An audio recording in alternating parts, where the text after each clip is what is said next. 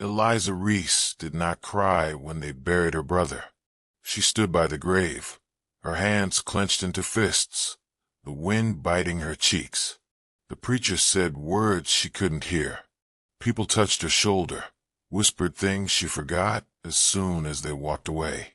That night, she packed a single suitcase, left the door unlocked behind her, and never looked back. The stagecoach smelled of damp wool and tobacco smoke. Eliza sat squeezed between a barrel-chested man who snored and a woman clutching a basket of squawking chickens. Every bump in the road made the wooden bench shudder beneath her. She kept her brother's pocket watch pressed between her palms, feeling the steady tick-tick-tick against her skin like a tiny heartbeat that refused to stop. Outside, the world blurred past endless stretches of brown grass, jagged mountains cutting into the gray sky. Winter was coming early this year. She could see it in the way the tree branches clawed at the air, bare and brittle. The coach driver had grumbled about making it through the pass before the snow hit hard. Eliza hadn't cared then. She didn't care now.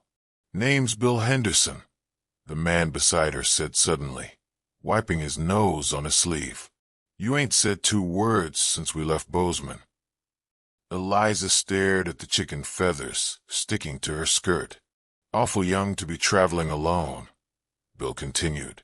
"You got family waiting wherever we're headed?" The watch grew warm in her hands.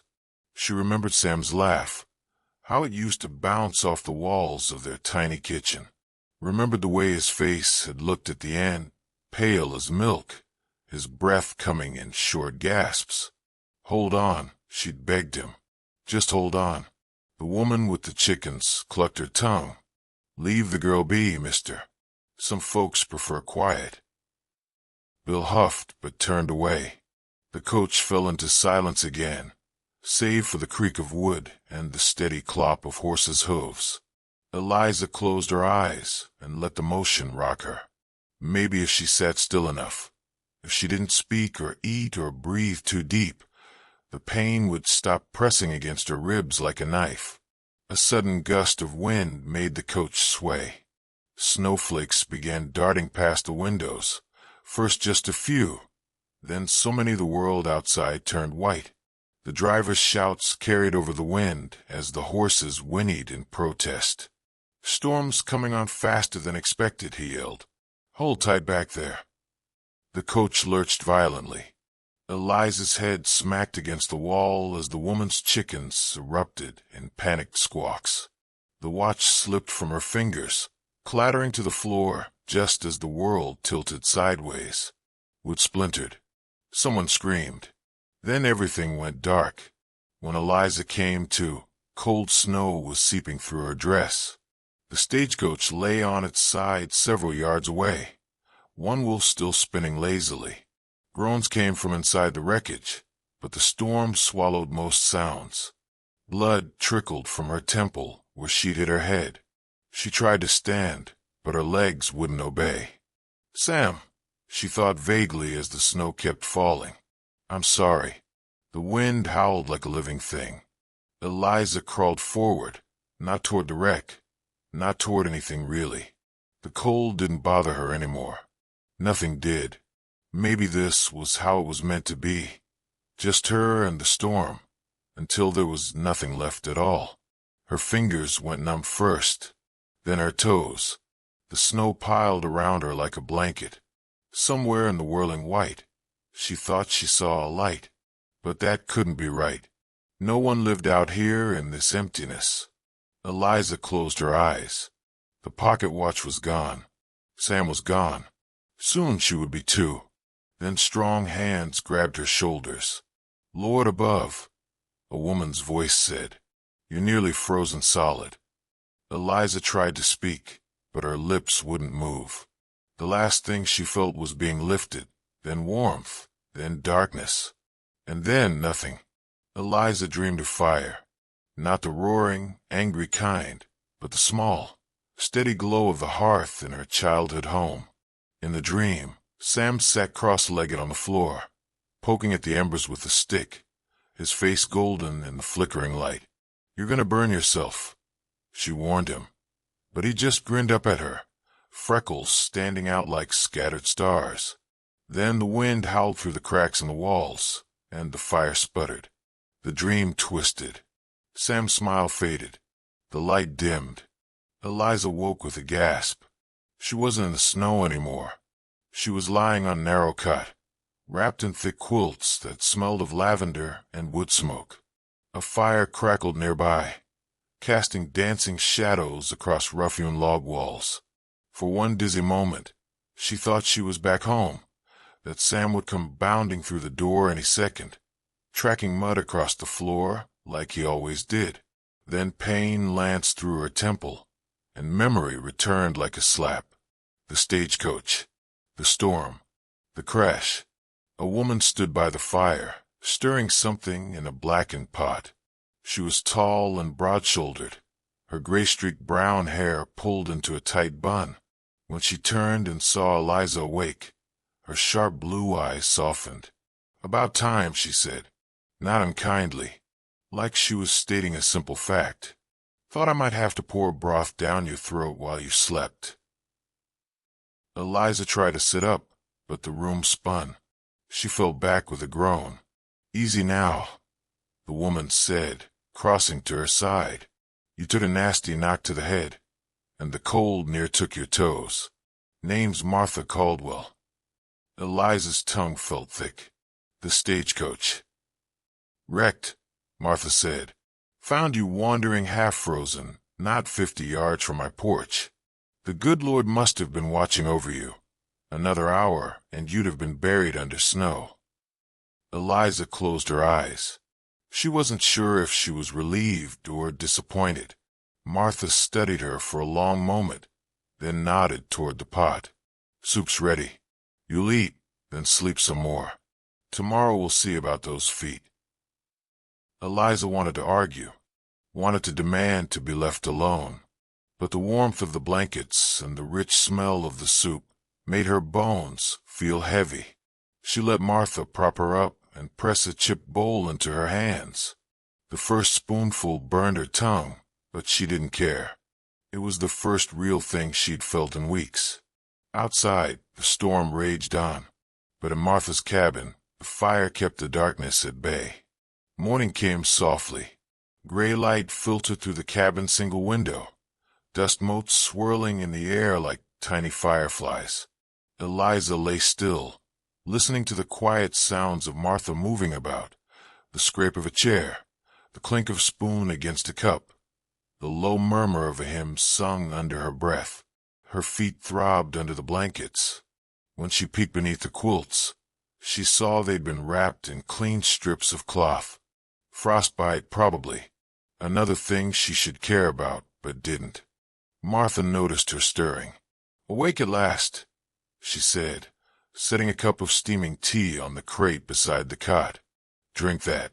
Then we'll change those bandages." Eliza took the cup. The tea was bitter, but warmth spread through her chest as she sipped. "Stage driver made it to town," Martha said as she rummaged in a wooden chest. "Sent word back with a trapper who passed by this morning. They found the other passengers, banged up but alive." She paused. "They thought you were dead." Eliza set the cup down carefully. "Maybe I should be." The words slipped out before she could stop them. She braced for scolding, for pity. Martha just handed her a fresh bandage roll. "Well, you're not. So let's see to those feet."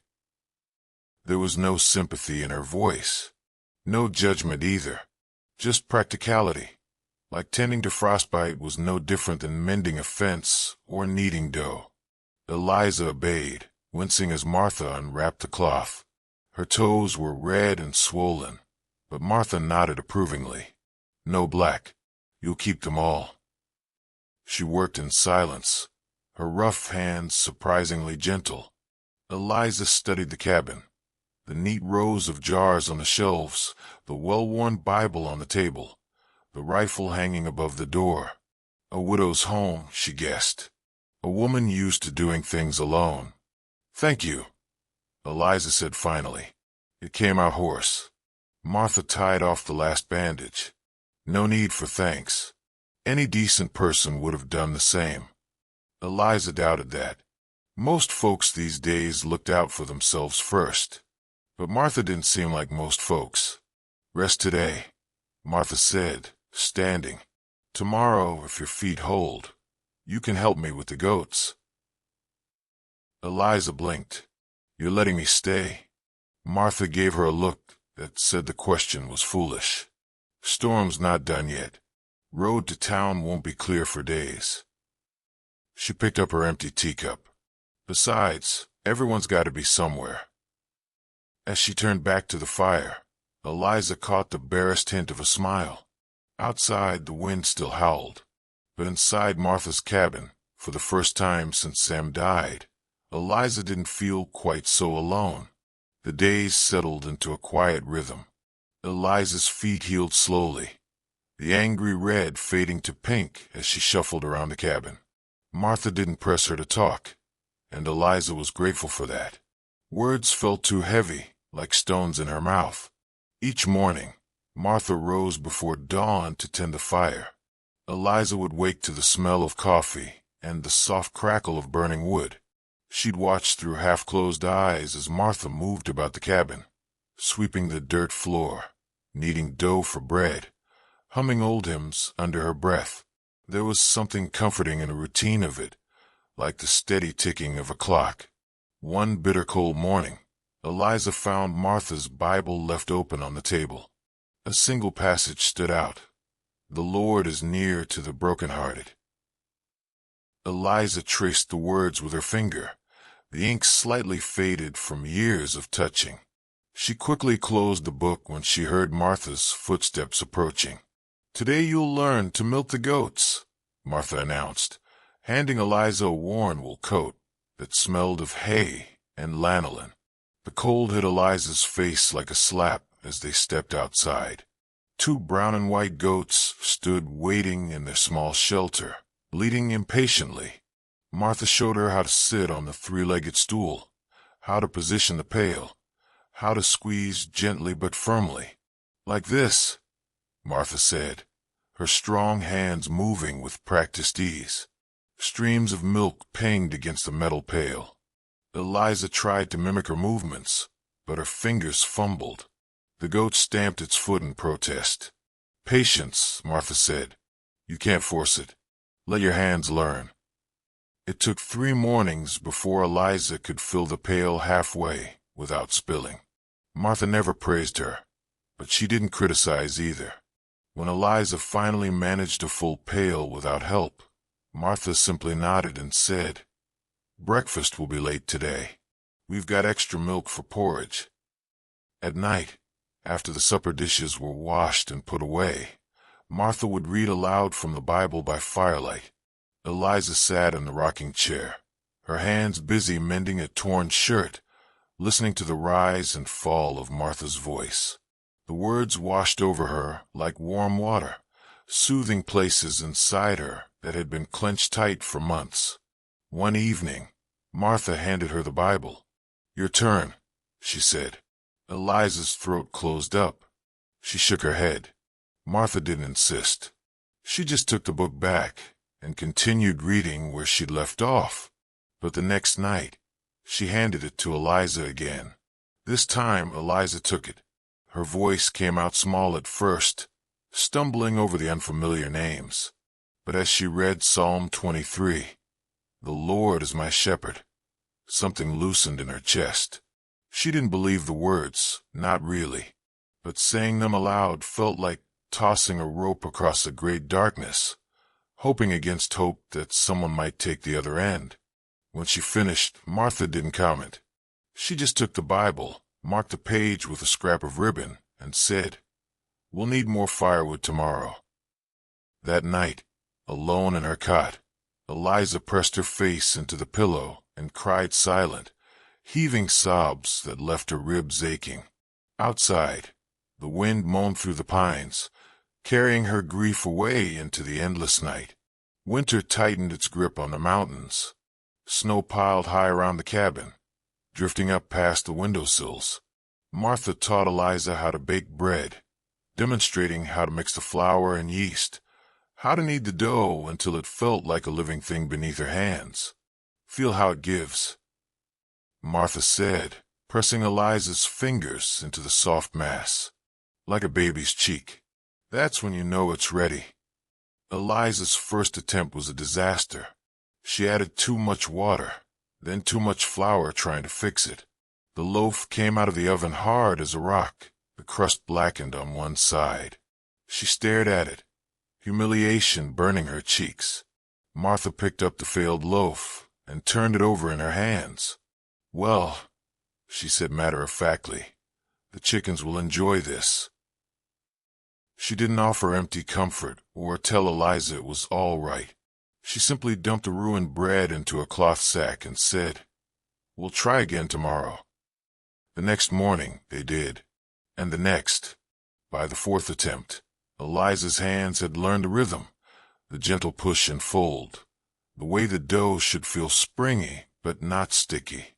When she pulled the golden brown loaf from the oven this time, the smell filled the cabin with warmth.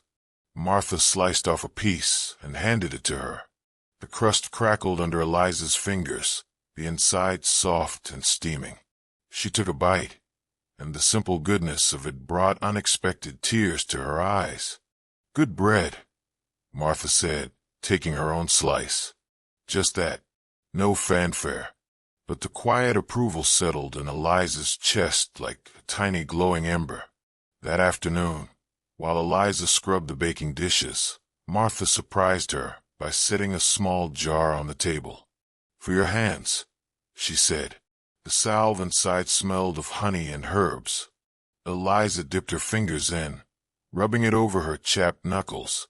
The roughness of Martha's own hands as she took the jar back told Eliza this was a rare luxury, not something the widow used often herself. As the days passed, Eliza found herself watching Martha more closely.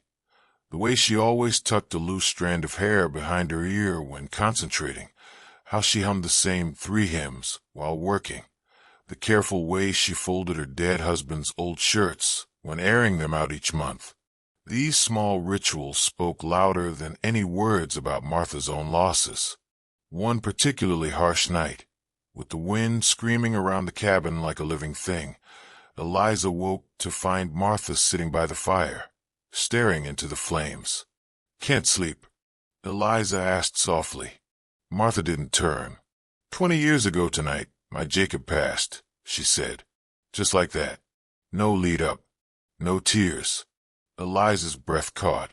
She didn't know what to say, so she sat beside Martha in silence, watching the firelight dance across the older woman's weathered face.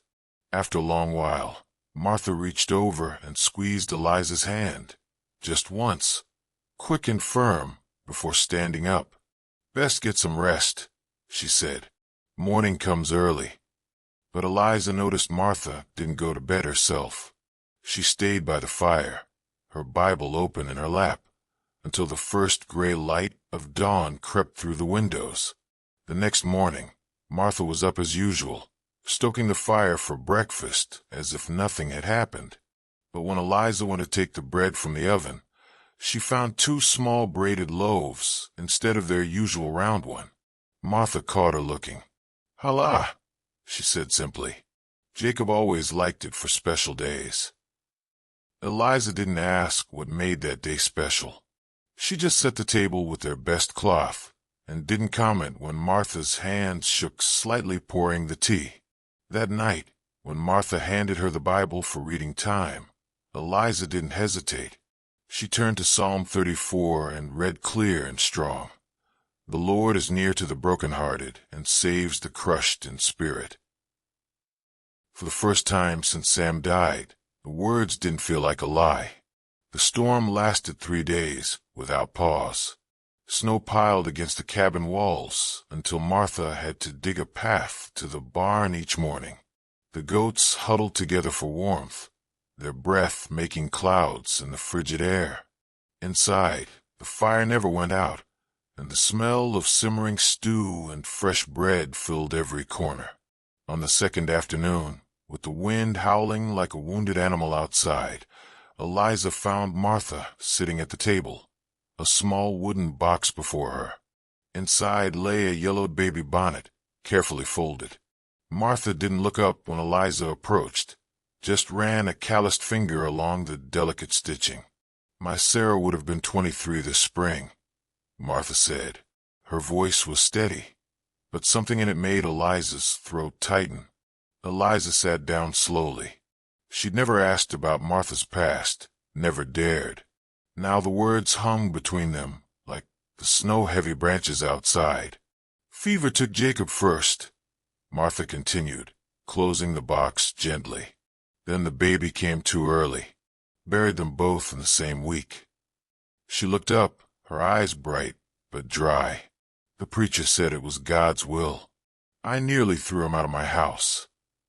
A log shifted in the fireplace, sending up a shower of sparks.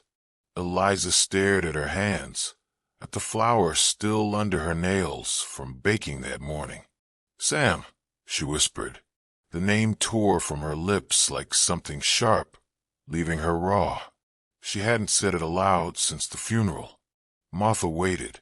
"He was 10, Eliza managed. "Our parents died when he was a baby. I raised him." Her voice cracked. "He caught a chill after playing in the rain. Just a cold, I thought. But then the fever came."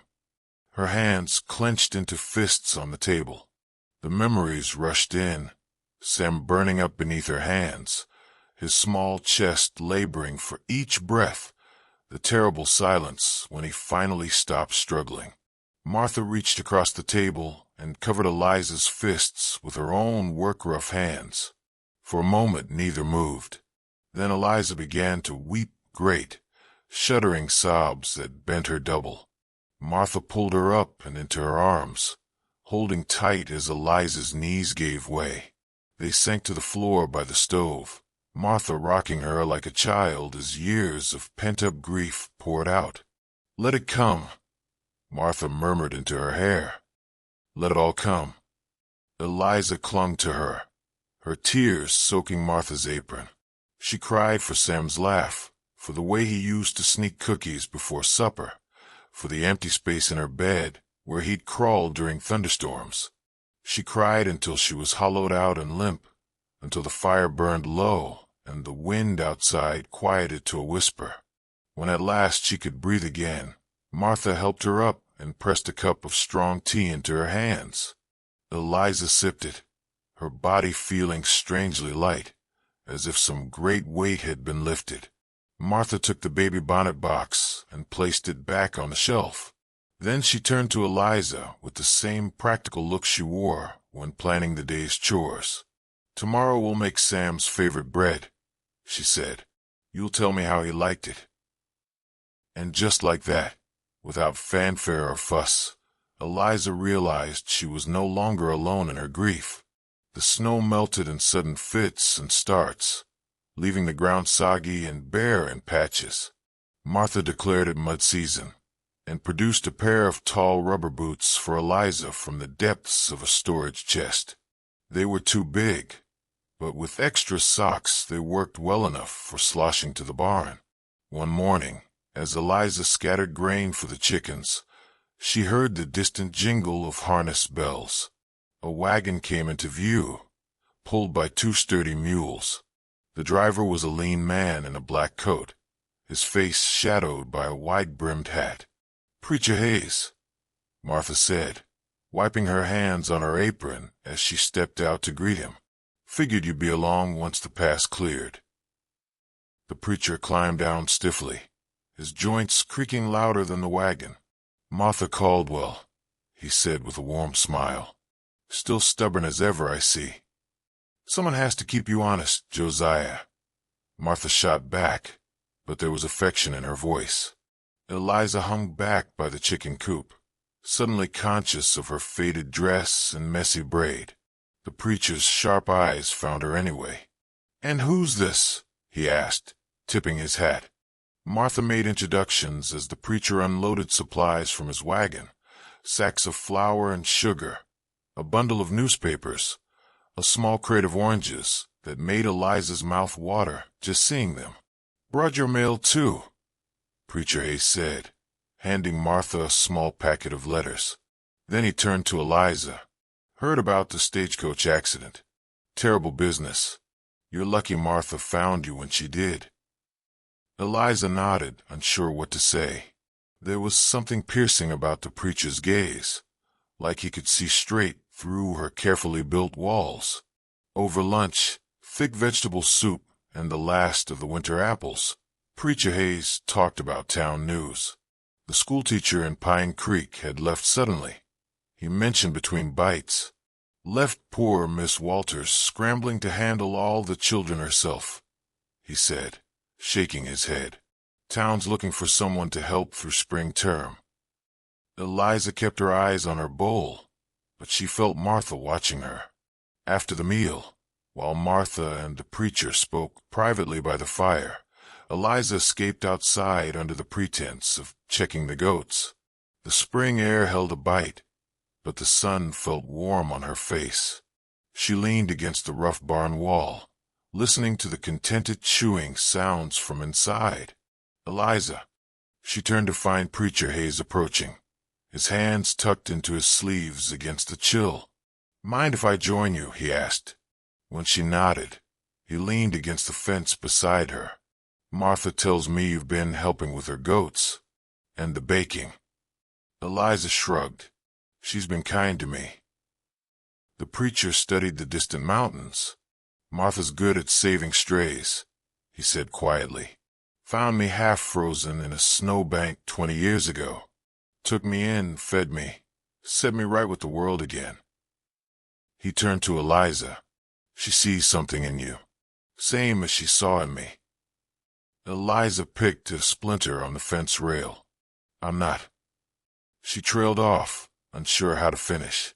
"Not worth saving. Not ready to face people again.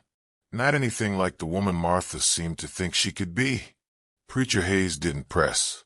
He just reached into his coat pocket and pulled out a small, familiar object.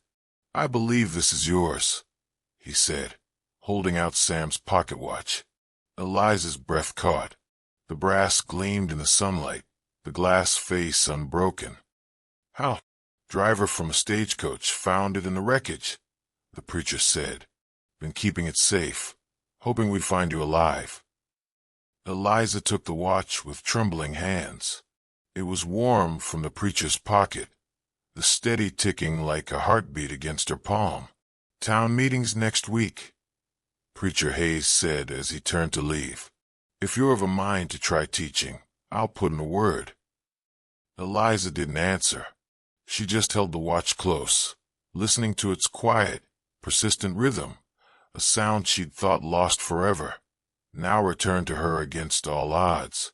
That night, when Martha handed her the Bible for reading, Eliza turned to a new passage and read aloud, her voice stronger than it had been in months.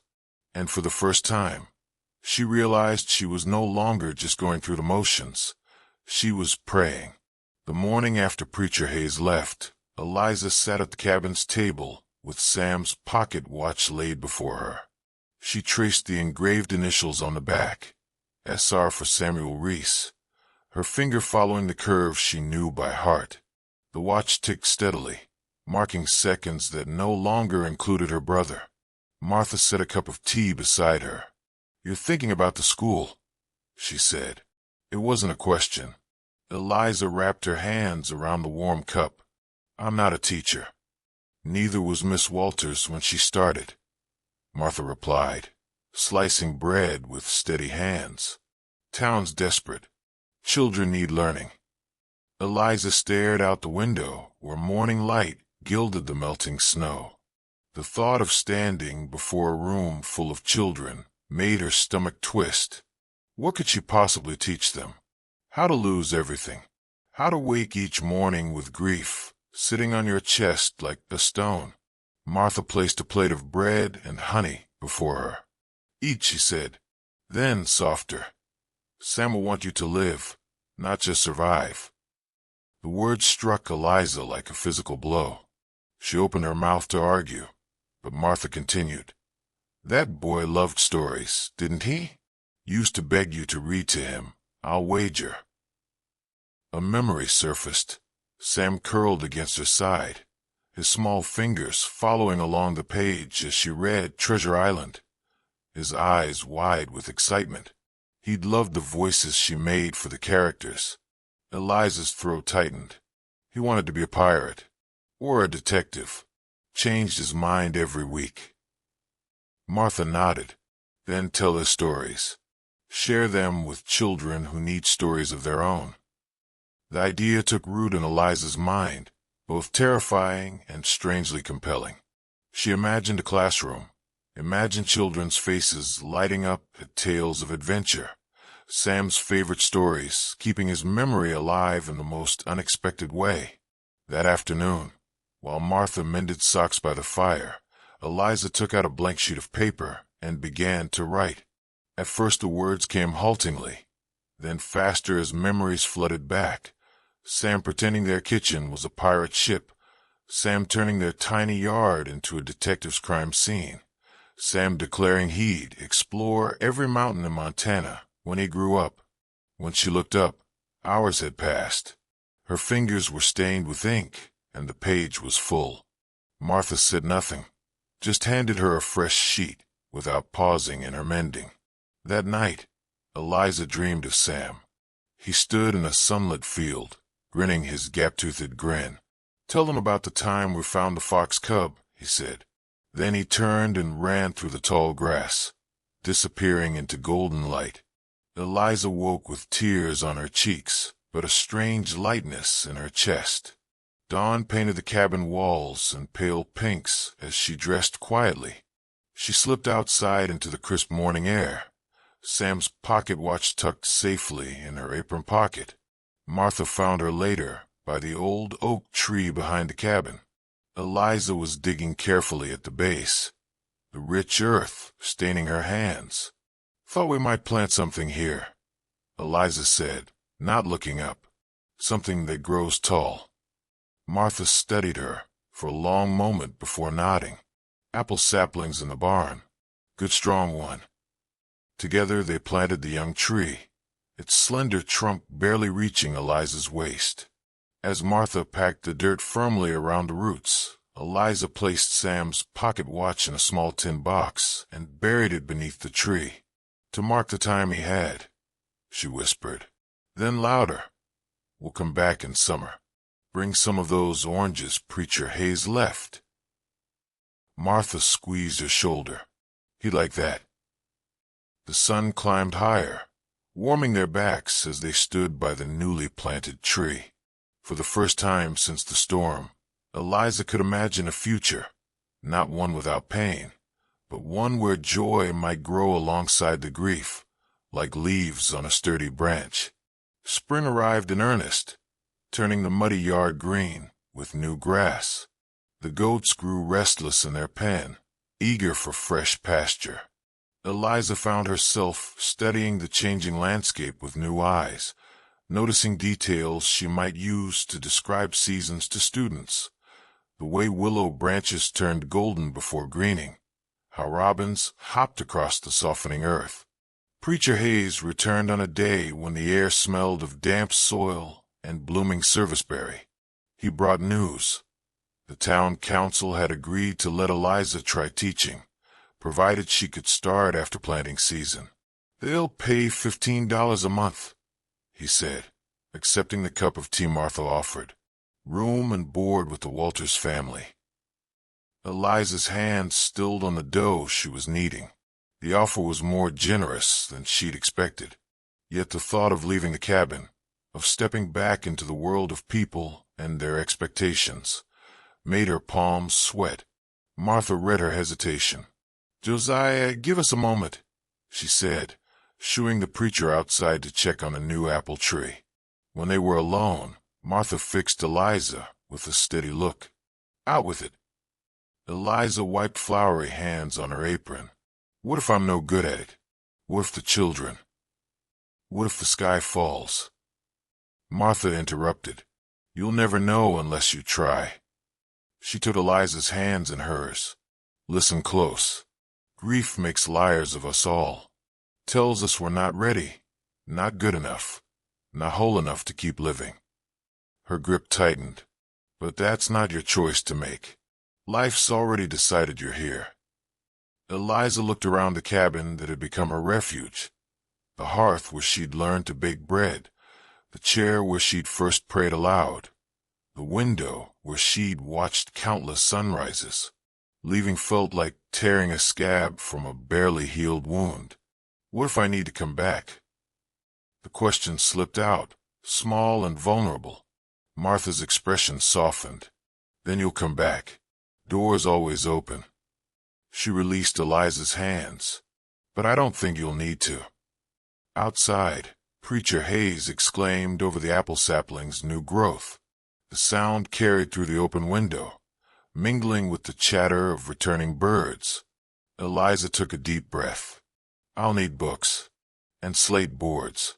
And Martha was already moving toward the chest by her bed. Got something for you, she said, lifting out a wrapped bundle. Inside was a faded but serviceable blue dress, clearly meant for Sundays. Belonged to Sarah. Figured she'd want you to have it. Eliza touched the fine stitching at the collar.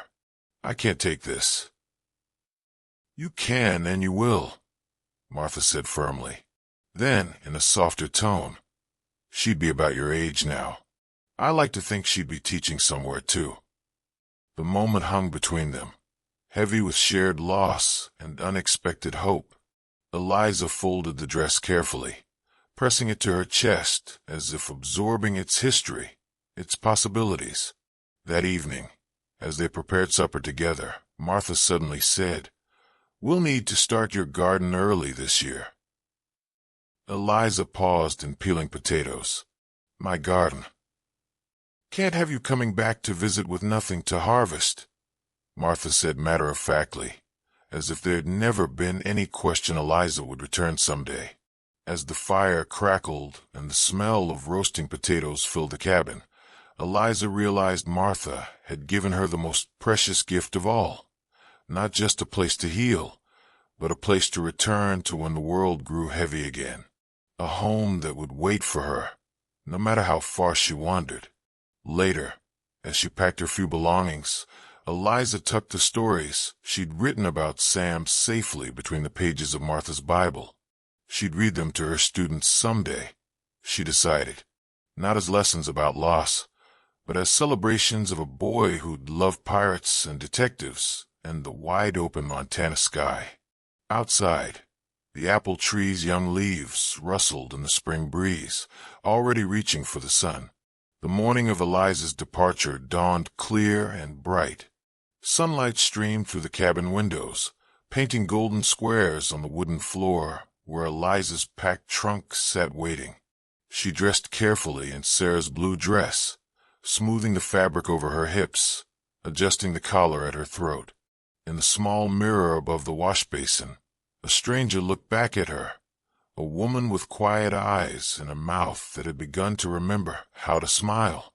Martha bustled about the kitchen, packing a lunch for the journey into town.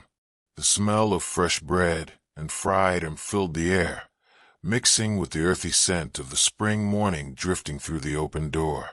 "You're right," Martha said, not as a question, but as a statement of fact, as she wrapped warm biscuits in a clean cloth. Eliza tied her bonnet strings beneath her chin. "Every week. And mind that Walter's girl doesn't work you too hard. Heard she runs that schoolhouse like an army regiment." Eliza laughed, the sound still unfamiliar to her own ears. "I think I can handle one stern schoolmarm." Martha paused then, her work-roughened hands stilling on the basket she was packing. She looked at Eliza, really looked at her, taking in the way she stood taller now, the way her eyes no longer darted away from direct gaze. "You're ready," Martha said simply. Preacher Hayes arrived mid-morning with his wagon, the mule stamping impatiently in the yard. He greeted them both with a tip of his hat, his eyes crinkling at the corners. "Fine day for new beginnings," he remarked as he loaded Eliza's trunk. Eliza walked through the cabin one last time, running her fingers along the table where she'd learned to knead dough, pausing by the hearth where she'd first prayed aloud, memorizing the way the morning light fell across the worn floorboards. Martha waited by the door, holding out a small, cloth-wrapped bundle. "For the road," she said. Eliza unwrapped it to find Martha's well-worn Bible, the one they'd read together every night by firelight. "I can't take this," she breathed. "You can and you will," Martha said, echoing her words from days before. "Got my husband's old one still. This one's seen me through enough storms. Time it saw you through yours." The weight of the gift settled in Eliza's hands, heavier than its physical form. She clutched it to her chest, unable to speak around the lump in her throat. Outside, Preacher Hayes cleared his throat tactfully. "Best be going if we want to make town by supper." Martha shooed her toward the door. "Go on then. Those children are waiting." Eliza stepped across the threshold, the spring sun warm on her face. At the edge of the yard, the apple sapling stood straight and proud, its new leaves trembling in the breeze. She walked to it, kneeling in the soft earth to press one hand against its slender trunk. "I'll be back to see you," she whispered, not sure if she was speaking to the tree, to Sam's memory, or to some part of herself she'd left buried in the cold ground months before. When she turned, Martha was standing by the wagon, her hands clasped firmly before her. Eliza went to her, and for a long moment they simply looked at each other, two women who had weathered the same storm, though years apart. Then Martha pulled her into a fierce embrace. "Mind your manners," she muttered into Eliza's hair, "and don't let those children talk over you." Eliza clung to her, breathing in the familiar scents of wood smoke and lavender. "Thank you," she whispered. Two small words for such a monumental debt. Martha released her with a pat to the cheek. "None of that. You'd have done the same." With Preacher Hayes's help, Eliza climbed into the wagon seat. As they pulled away, she turned to watch Martha standing tall in the yard, one hand raised in blessing, her figure growing smaller against the backdrop of the cabin and the mountains beyond. Eliza kept watching until the road curved and the homestead disappeared from view. Then she turned forward, smoothing her skirts over her knees, Martha's Bible secure in her lap. The road stretched before her, winding through greening hills toward town, toward children who needed stories, toward a life she'd never imagined possible that terrible night in the snow. For the first time in a year, Eliza Reese did not feel alone. If this story of healing and hope touched your heart, please consider sharing it with someone who might need it. Like Martha's cabin, sometimes stories can be shelter from life's storms. Click like if you rooted for Eliza's healing journey. Share with a friend who's facing their own winter season. Subscribe for more tales of faith, resilience, and the quiet moments that change us. And remember, no matter how fierce the storm, you are never beyond the reach of grace. The Lord is close to the brokenhearted and saves those who are crushed in spirit. Psalm 34, verse 18.